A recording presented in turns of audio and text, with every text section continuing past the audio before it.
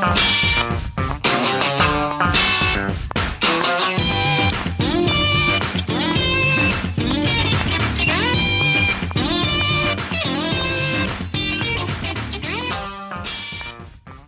right, folks, you're in for a treat when you hear that tune, because it's time for another week of the Rec Poker Podcast. This is the Forums edition, where we're talking strategy. I'm your host, Jim Reed, Bluffsterini in the home game, and at Rec Poker Jim on Twitter. And I've got the best freaking job in the world, hanging out here on the Forums edition of the podcast, talking poker with my friends, while we steal each other's chips in the free nightly home game. Now, I have to thank our sponsors, the Running Aces Hotel, Racetrack, and Casino. You can find out more about them at runaces.com. Most of what we do here is free. We're a largely volunteer-based organization, so we depend on the support of our sponsors like them and our premium members. One of the perks of being a premium member is you get to join the show here on the Forums edition of the podcast. We've got premium member Eric Anderson in the room. We'll be meeting him in just a moment.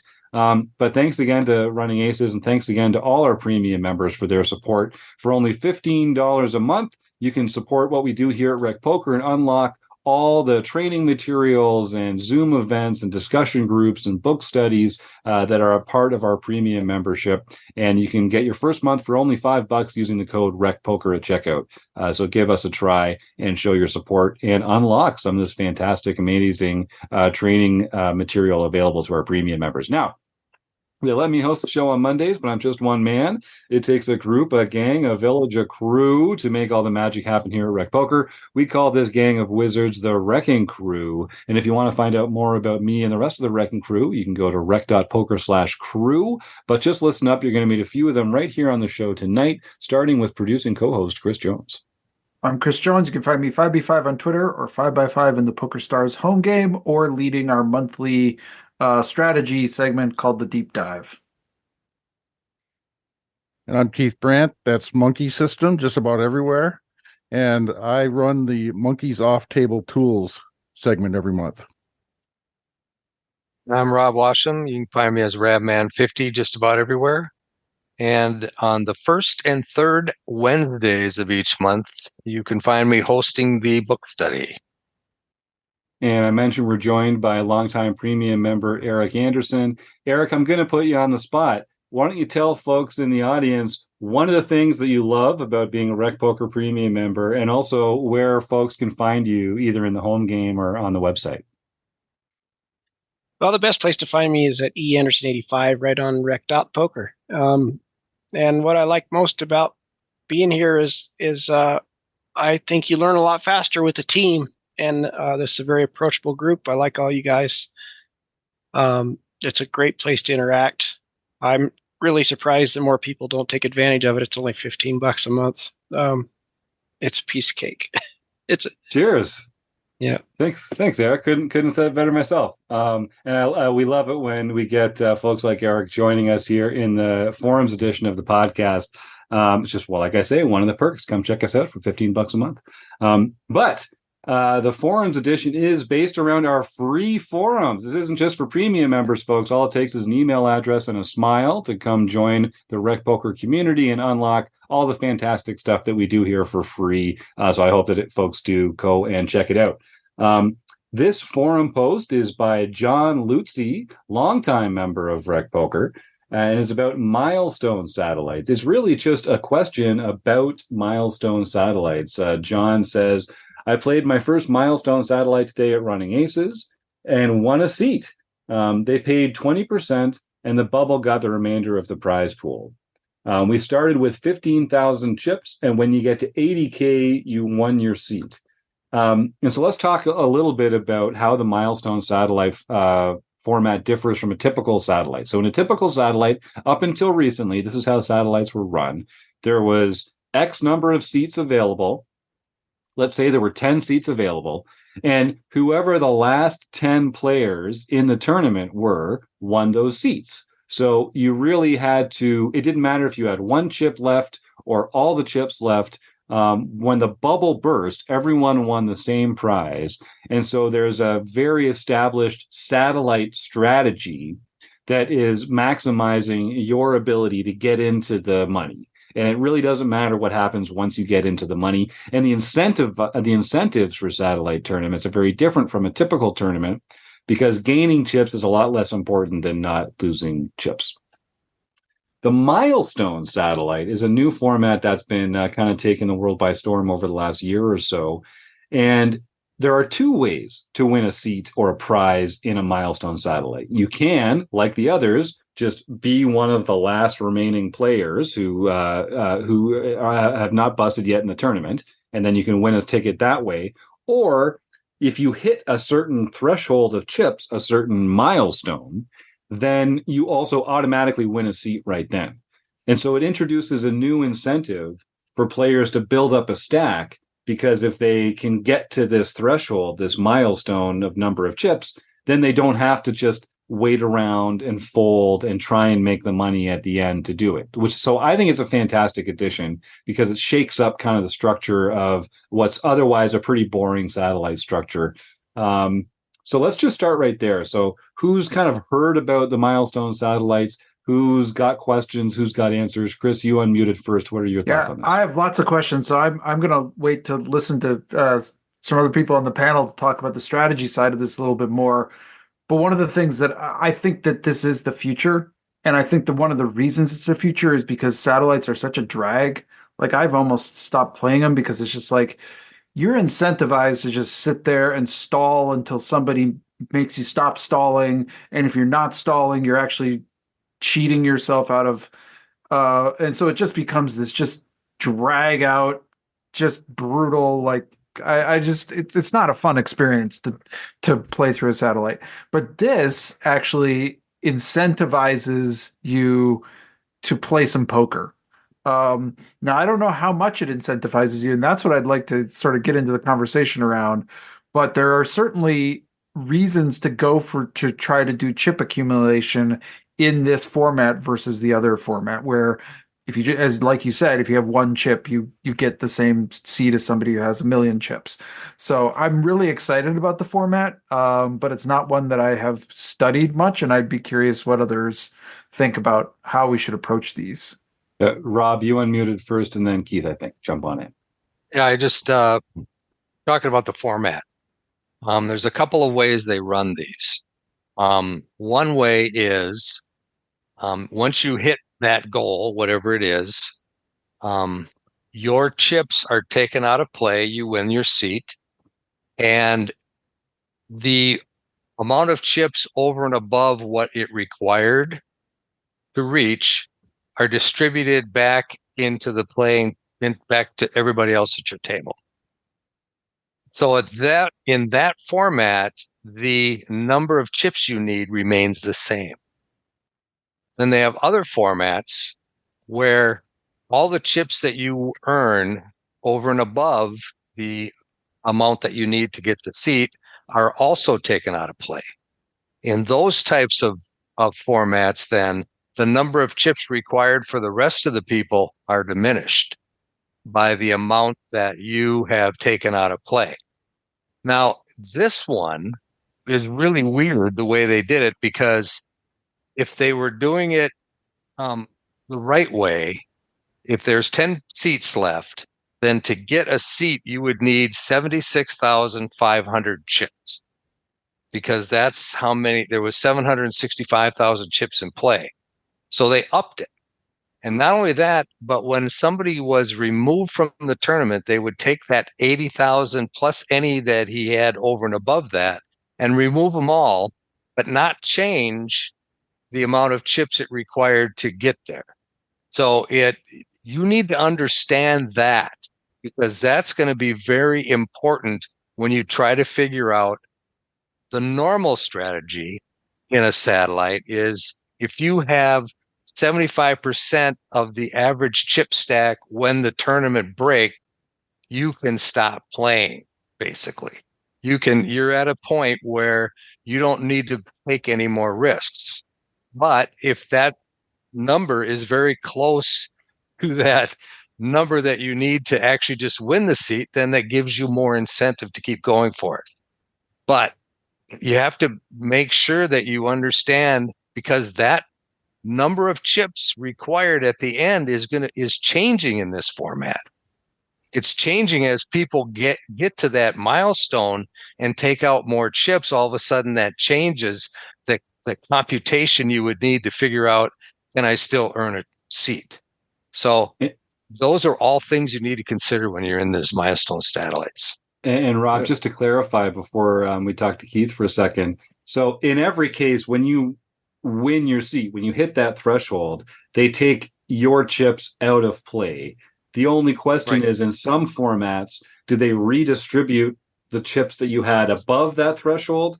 And in some formats, they just take them out of play as well, diminishing the number of chips in play for the entire tournament. And then they would have to adjust the threshold. And so is that done in real time, Rob, in that second format?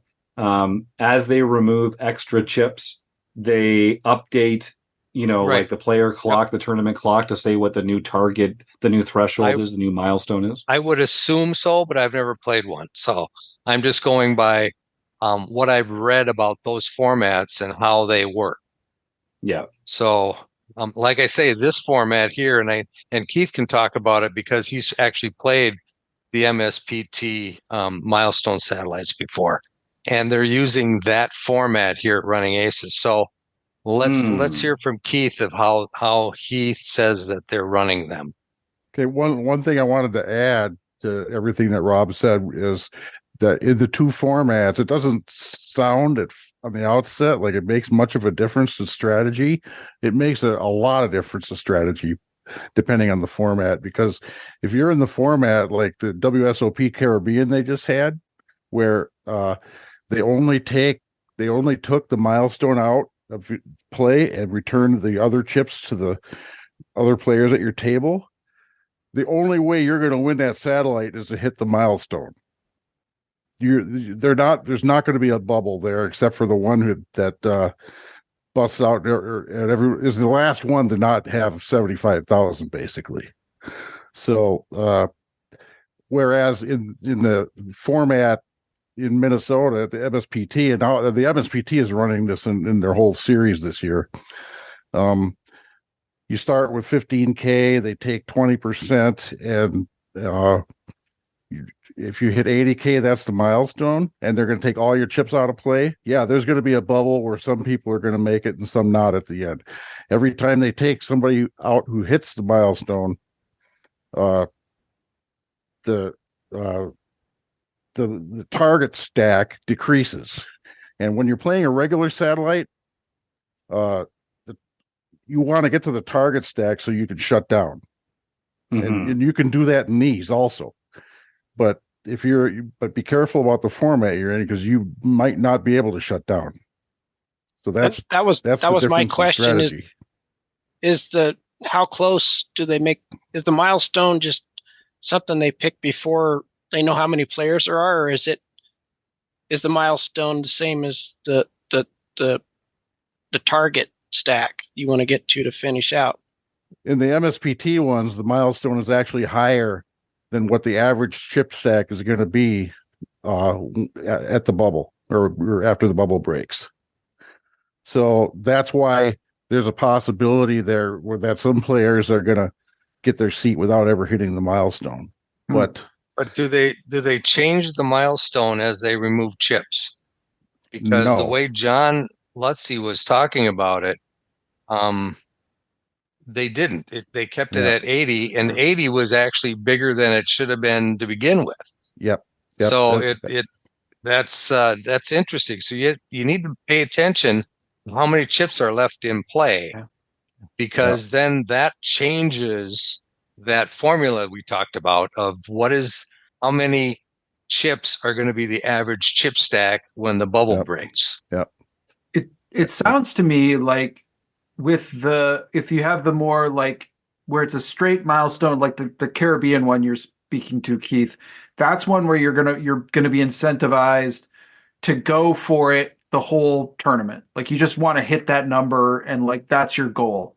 And the MSPT one sounds like one where you're gonna want to start early on trying to make that milestone, but the more people who hit the milestone, the more you're going to start to shell up and turn into like more of a satellite game where now you're just trying to be one of the last people standing. And like the closer and closer you get to that, as more and more chips get removed and fewer people have chips, now you're just getting into survival mode. That would be how I would adjust to these. Does that seem reasonable? Yep. Exactly. Yeah, because I've been running the numbers on these, and when it gets really down there, where there's only like, say you're in one where it's going to take 10 seats, say 5 people have already hit milestones, and there's 5 left. The remaining people need quite a significant amount less to survive.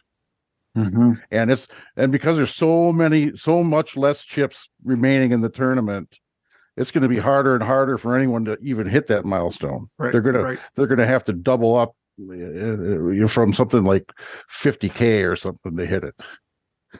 And I have a question about that WSOP format you talked about. So what you're saying is there is no bubble. Well, when there's one more seat left, there's one more player left than the number of seats, that's the bubble. Somebody's got to hit 75,000, and that'll be it. But what if they're giving away 10 seats, let's say, and there's 9 left to go, and the 10th player is taken out because the first guy already won a seat. There's 9 seats left. There's 10 players left in this satellite. And then number 10 goes out. Don't the rest automatically get a seat regardless of whether they have 75,000 or not? They have to. Yeah, there'd have to be the different player. The chips would have to be distributed in such a way that someone could take someone out but not exceed the threshold.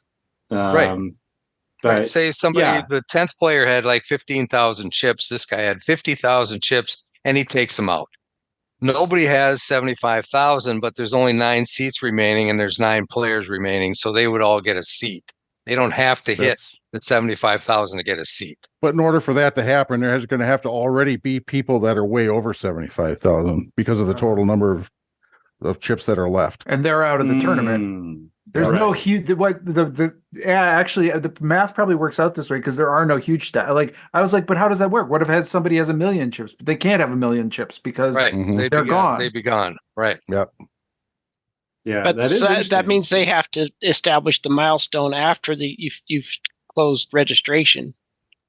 Because if 100 people register after you have your milestone at 50,000, then you get a lot more chips in play. Yeah, well, not necessarily. I mean, if you have a starting stack of like if the buy-in's $200, the satellite's 1,000 to get into $1,000 tournament, and you say you start with 20,000 in chips, you could say, well, it's going to be 5x, so you got to get to 100,000 or whatever, right? Right. So I think that's how you do that.